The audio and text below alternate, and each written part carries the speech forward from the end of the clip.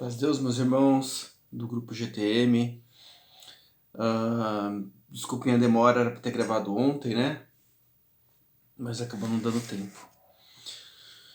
Então, esse vídeo aqui eu quero tratar do tema da forma de mão, né? Pedido para o nosso amado irmão Marcelo Sodré e grande amigo, irmão, parceiro de trabalho, né? E tem feito maravilhas para o nosso grupo. Deus abençoe a sua vida, viu, Marcelinho Sodré? Deus abençoe. Então, forma de mão. Eu acho que forma de mão tem muito a ver, em primeiro lugar, com o tipo de rotina de estudo, né, que a gente tem. Se a gente estuda escala, se a gente tem costume de estudar estudos, né? Então, se a gente não costuma estudar escala, por exemplo, é difícil ter uma forma de mão boa, né? Mas entrando num aspecto mais particular desse assunto, né?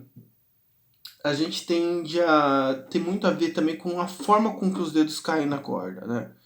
Então, tem uma cultura, né? Que a gente acabou herdando aí, que essa coisa de cair com o dedo em pé, né? Com o dedo redondo, assim, né? Infelizmente, essa cultura pegou aí na gente, né? Então, o que acontece? Quando a gente cai com os dedos redondos, os malefícios de tocar com os dedos redondinhos assim são muitos, né?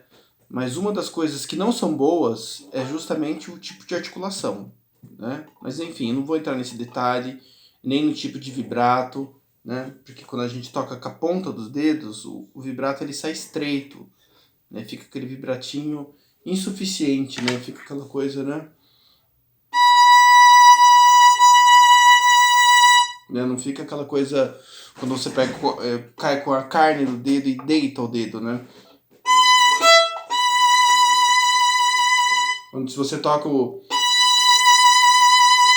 do quarto dedo, parece que você está tocando o segundo, por quê? Porque tem substância acontecendo ali, que você cai com o dedo de uma forma que ele fica propício para o vibrato sair recheado, né? Mas não vou entrar nesse assunto, eu vou focar mais na questão da forma de mão. Então, quando o Galar falava de uma regra da mão esquerda para você manter uma boa postura de mão esquerda, que quando você estivesse tocando, você tinha que ver a palma da sua mão. Então toda vez que você toca, você tem que observar se você consegue enxergar a palma da mão, né? Então, se você consegue manter isso, quer dizer, você precisa cair com os dedos assim, né? Com a polpa dos dedos e com eles meio retos, né? Para você continuar de certa forma enxergando a palma da mão. Se você faz assim, com os dedos dobrados, assim, com o dedinho dobrado, né?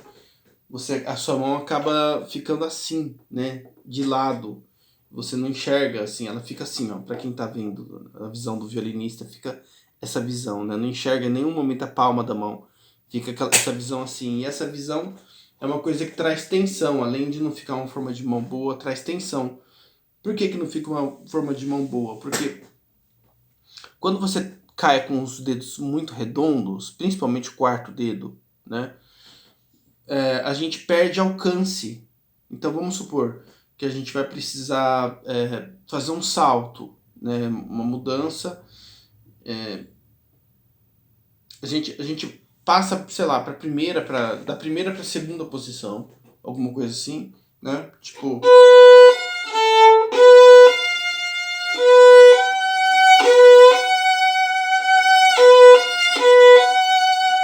E é uma mudança que não precisa fazer mudança de posição, simplesmente uma extensão, né?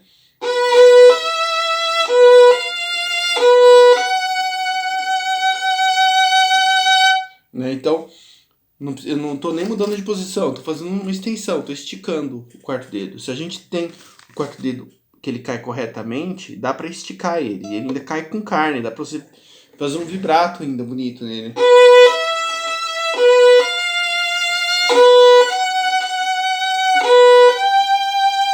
Até isso, né?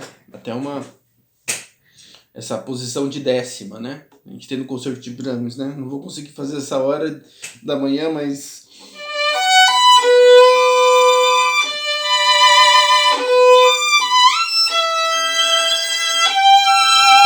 Né? Então, conseguir ainda vibrar ainda, né? Então, se tentar fazer com o dedo redondo, a mão não vai nem chegar lá, ela não vai nem conseguir ter uma abertura, né? Então, a forma de mão é muito mais do que ela ser uma coisa bonita de se ver, é se ela é eficiente ou não, né? Então, se você tem uma forma de mão que parece bonita, mas você simplesmente não consegue esticar o quarto dedo, você não consegue ter a abertura dos dedos, ela pode ser até bonita, mas é ineficiente, né? Então é importante que os dedos caiam mais retos na corda, né? Como um violoncelista. O violoncelista, por que o violoncelista ele toca assim, ele cai com o dedo mais... O violoncelista, dificilmente você vai ver o violoncelista tocar assim, com os dedos redondinhos assim. Porque uma que a corda é mais grossa e outra que tem... O violoncelista tem um peso da gravidade aqui, né? Da mão. Então ele cai na mão, ele cai de uma forma mais natural nas cordas, por causa do peso da gravidade. O violinista não. Ele não tem o peso da gravidade ao favor dele. Então é muito mais difícil nesse sentido tocar violino, porque não é isso. E essa posição aqui é antinatural, né? Imagina que posição natural que é isso. Pra nada, né? Então é uma coisa antinatural.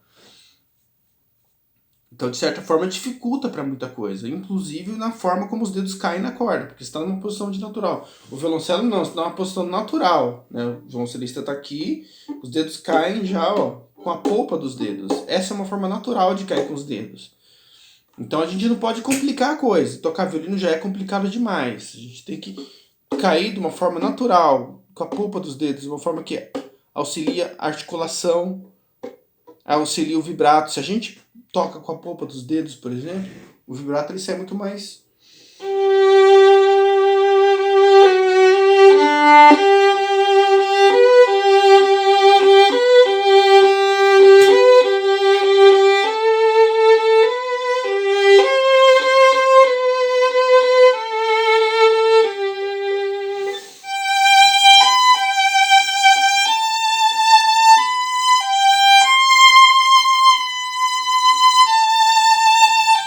Aqui, por exemplo,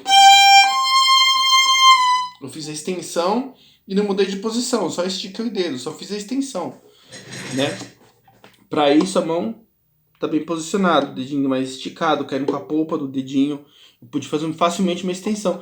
Se eu tivesse com os dedos assim, com a mão fechada, né? Com os dedos dobrados, assim, para fazer uma extensão e vibrar ainda por cima, ia ser uma coisa totalmente inviável, né? Então tem muito a ver com a forma com que os dedos caem na corda. Então é uma regra simples, a gente sempre procurar observar, se a gente consegue observar a palma da mão. É claro que no quarto dedo você vai enxergar menos a palma da mão, mas de qualquer forma eu estou enxergando a palma da mão com o quarto dedo aqui. Não dá uma coisa virada assim, né? Porque acaba travando também. Se você pensa que a mão esquerda é assim e não assim, ela deve ser assim, né? Assim você ainda enxerga a palma da mão. Você para de enxergar a palma da mão quando você faz isso. Aí já fica uma coisa que tensiona. Você já vai tensionar essa parte, né? Então a forma de mão, cair com os dedos assim, com a polpa dos dedos, com eles mais retos, é muito importante. A gente tem que tirar essa cultura de cair com o dedo redondinho na pontinha do nosso meio, né? E passar para outro nível, passar para outro patamar, né? Deixa eu ver aqui.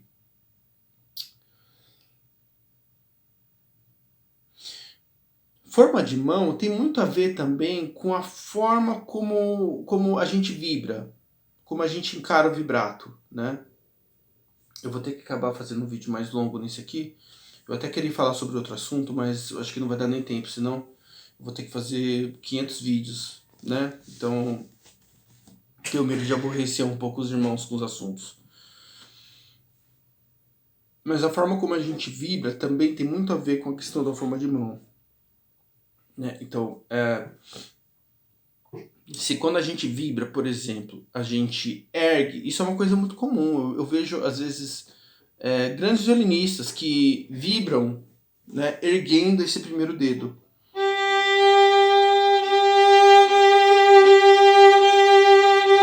Né? Assim, você erguer às vezes, não tem problema, né? Não tem problema. Tudo no violino, na verdade, é permitido. Se souber fazer com medida, se for acontecer às vezes, se não for uma coisa tão constante, tudo é possível. Tudo é possível. Não é uma coisa assim tão burocrática, tão cheia de regras que não pode fazer isso, aquilo. Não, tudo é possível. Até numa passagem, sei lá, até tocar mais com a ponta dos dedos, de alguma. Também, não é que é uma coisa assim que você nunca vai usar também. Né? Não, eu procuro não usar nunca, mas enfim, alguma passagem, alguma coisa, né? Você pode até de repente usar isso. O que não pode é você usar sempre e aquilo fica uma regra para você. Você não consegue tocar de outra forma. Só consegue tocar com a ponta dos dedos, ou senão só consegue vibrar com o dedo, o primeiro dedo erguido. Tem muita gente que só consegue vibrar com esse dedo erguido, né? Porque acha que fica mais fácil, porque acha que a mão fica mais solta. É que nem a questão da espalheira, é uma falsa sensação de conforto, né? O primeiro dedo é muito importante que ele esteja mais na corda na hora do vibrato, né? Se a gente quiser erguer outros dedos,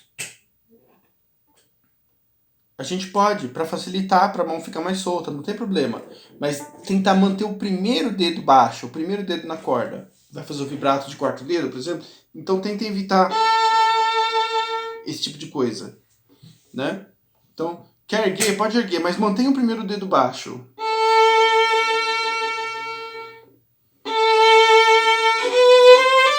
Por quê? Justamente por causa da forma de mão. Se a gente mantém o primeiro dedo baixo, mesmo que a gente erga um pouco os dedos para vibrar, para fazer um outro tipo de vibrato, a forma de mão ela não vai sair do lugar. O primeiro dedo ele vai segurar a mão. Ele vai segurar para que a mão fique bem posicionada. Porque é o que acontece? Geralmente, todo violinista ele tem uma tendência a ter afinação alta, ter uma afinação mais alta, né? E o vibrato ele agrava esse problema que todo violinista tem, né? De ter uma afinação mais alta. Dificilmente a gente vai ver um violinista que tem uma afinação baixa. Acontece, mas é um pouco difícil, é um pouco raro. Geralmente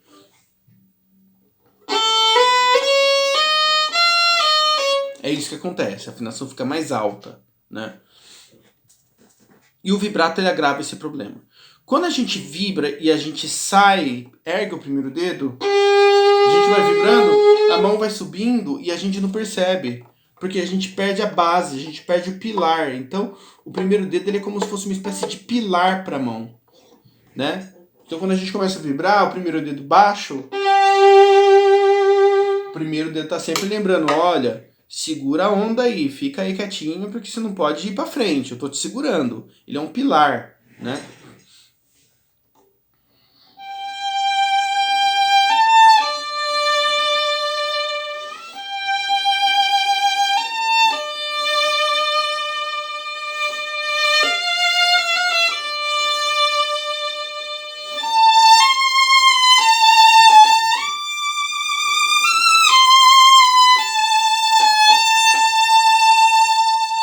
Agora, se às vezes você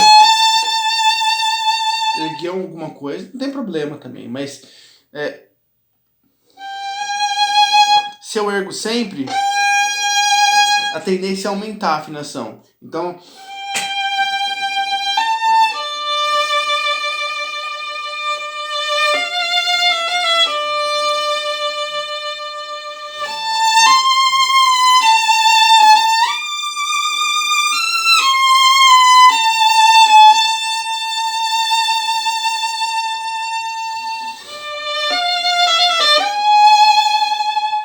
a tendência é você ter uma afinação mais concentrada, mais focalizada quando o primeiro dedo fica mais baixo.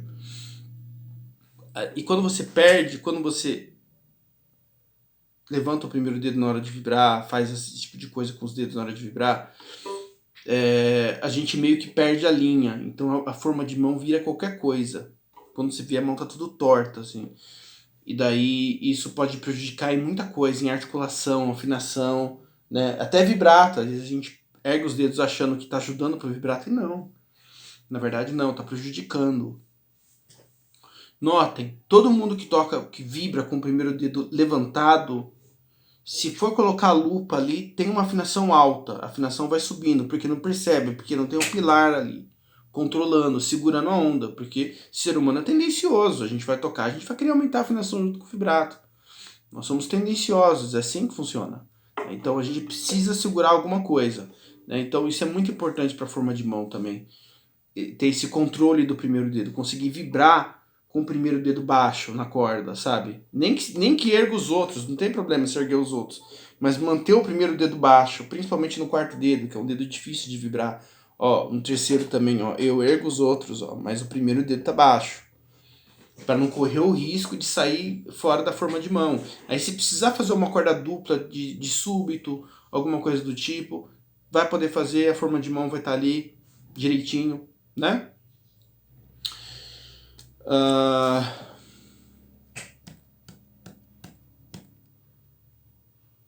Sim, existe algumas partes assim que a forma de mão não vai ficar tão bonita, por exemplo, às vezes em algum tipo de mudança de posição, né? Eu não queria entrar muito nesse assunto, mas só entrando rapidamente nesse assunto.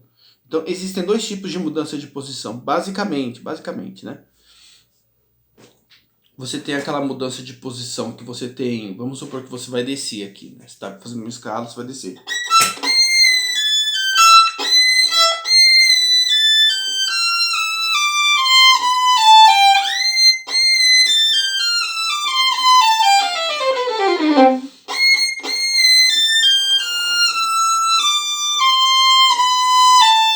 Então você tem um tipo de mudança de posição que você tem um dedo guia, que é, ou seja, o primeiro, justamente o primeiro dedo, que é quando você tem para manter a forma de mão.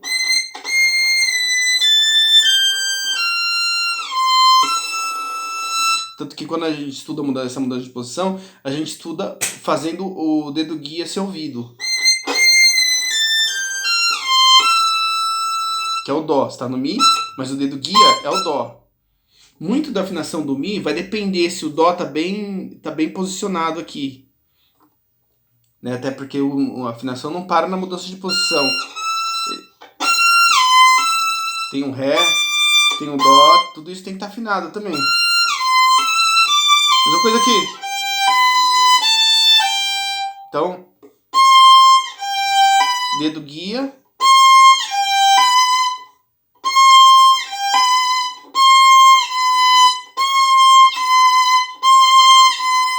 Até que cada vez menos a gente escuta o dedo guia, mas o dedo guia tá lá. Tá infalível, tá lá. Esse é um tipo de mudança de posição clássico.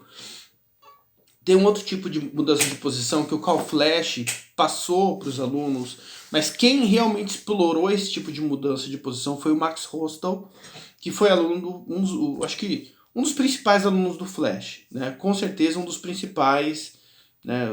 O Flash teve vários excelentes alunos, né? Teve o Schering, teve a Anne-Sophie Mutter, teve a Jeanette Neveu, teve vários alunos, né? Mas definitivamente o Rostal foi o mais pedagogo de todos e foi o que trouxe esse outro tipo de mudança de posição, que é uma coisa que meio que você tem que sair fora da forma de mão para você fazer, né? Que é um tipo de mudança de posição assim.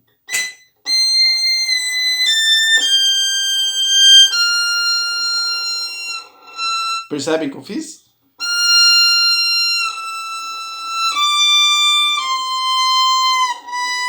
Conforme você tá no primeiro dedo aqui, ó, o terceiro dedo já vem, ele meio que já vai se acomodando aqui e pega aqui, como uma criança pega carona na nossa época, pegava de bicicleta a carona com o caminhão, né? Ele pega uma carona, né? Pega uma carona e facilita a mudança de posição. Então você acaba tendo que dar uma torcida na mão para adquirir esse tipo de mudança de posição, né? Eu não vou entrar nesse detalhe dessas mudanças de posição porque é outro assunto. Mas é isso, então basicamente eu acho que já falei muito sobre mudança de posição, sobre posicionamento de mão esquerda, sobre forma de mão. coisas que são relacionadas com a forma de mão. Tá certo, amados? Deus abençoe a todos. Espero ter colaborado de alguma forma. E eu não gravo mais vídeos para os irmãos porque eu vejo que não tem pergunta. Então, se não tem curiosidade, então fique em paz, tá bom? No momento que os irmãos tiverem mais curiosidades, quiserem perguntar mais coisas, interagirem mais nesses assuntos, eu posso até gravar mais vídeos, não tem problema nenhum, tá bom? Deus abençoe, amados. A paz de Deus com todos.